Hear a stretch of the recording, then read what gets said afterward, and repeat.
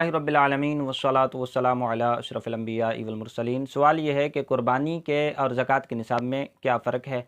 तो याद रहे कि कुर्बानी के निसाब में और ज़कात के निसाब में दो तरह से फ़र्क है। ज़कात के निसाब के लिए माल नामी होना ज़रूरी है। माल नामी तीन चीज़ें होती हैं। समन में समन खल्की इस्तिलाही दोनों आते हैं। समन खल्की से मुराद सोना या चांदी है, और समन इस्तिलाही से मुराद जो नकदी हर दौर की बदलती रहती है उसको समन इस्तिलाही कहते हैं। एक चीज़ समन है, दूसरी चीज़ है माल तिजारत, तीसरी चीज़ है जानवर। ये तीन चीज़ें माल नामी हैं।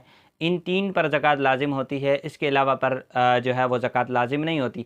जबकि कुर्बानी के लिए माल नामी होना शर्त नहीं है। इसी वजह से किसी के पास अगर इजाफ़ी ज़ायद प्लाट है, इजाफ़ी मकान है, इजाफ़ी दुकान है, जो भी चीज़ें हैं, या हाजत असलिया से ज़ायद कोई सामान है, कोई भी सामान हो, उस शख्स पर कुर्बानी वाजिब होगी।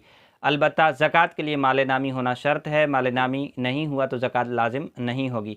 दूसरा जो फ़र्क है कुर्बानी के निसाब में और ज़कात के निसाब में है, वो है हौलान हौल, यानी साल का गुज़रना। ज़कात तब वाजिब होती है जब वो माल जो हाजत असलिया से ज़ायद है, माल नामी, हमारे पास एक साल रुके, तो उस सूरत में साल पूरा होने पर ज़कात लाजिम होती है। लेकिन कुर्बानी के लिए साल पूरा होना ज़रूरी नहीं है। ईद की सुबह फ़जर के तुलू से पहले फ़जर के तुलू से पहले जो भी हमारे पास माल आ गया, अगर वो निसाब के बराबर है, हाजत इसलिए से ज़ायद है, तो इस सूरत में उस पर कुर्बानी वाजिब होगी। अलबत्ता ज़कात के लिए इस पर पूरा साल गुज़रना ये ज़रूरी है।